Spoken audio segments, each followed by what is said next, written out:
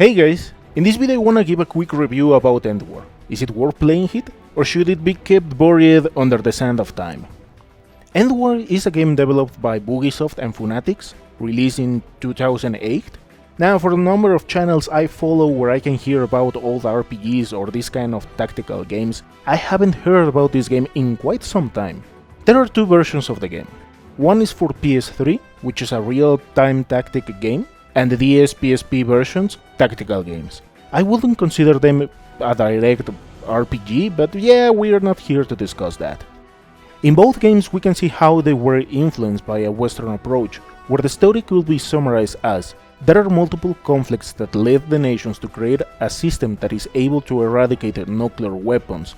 Nonetheless, there are some other issues related to the price of the crude, reaching up to $800, which gives an advantage to the European government to assemble a defensive system. And Russia, having a huge advantage because of their resources, start creating their own missile defensive system, leading many events around the globe. Years later, the US tries to take advantage of some events, and tries to launch the Freedom Star.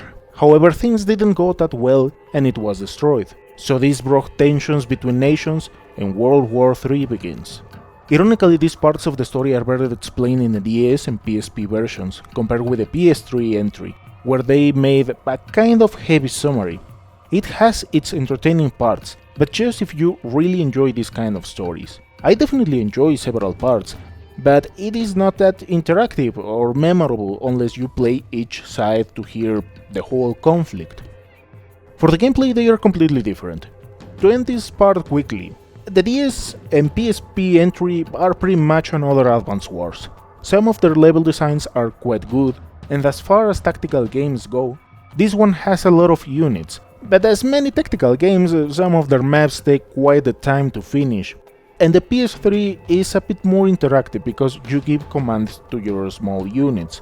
However, things can get kinda heated because once a certain point of defeat is reached in these confrontations, the losing side gets access to WMDs, which are able to destroy pretty much every unit if they are close. And ideally you want them to survive because they rank up and get access to better equipment as the war progresses. In some of these game modes you need to get control of certain points, destroy tactical assets, breach the capital or rout the enemy. In general, I will say that this game is entertaining. Unfortunately, it can also be frustrating because the game is glitchy, so it can mess up the audio, visuals, or end up closing the game. Not that often, but it happens. After playing and finishing both games, it's easy to see why they were kinda forgotten to the flow of time. The DS, PSP versions are not that great unless you really enjoy tactical games, and for me the PS3 is what I will say a quite small hidden gem.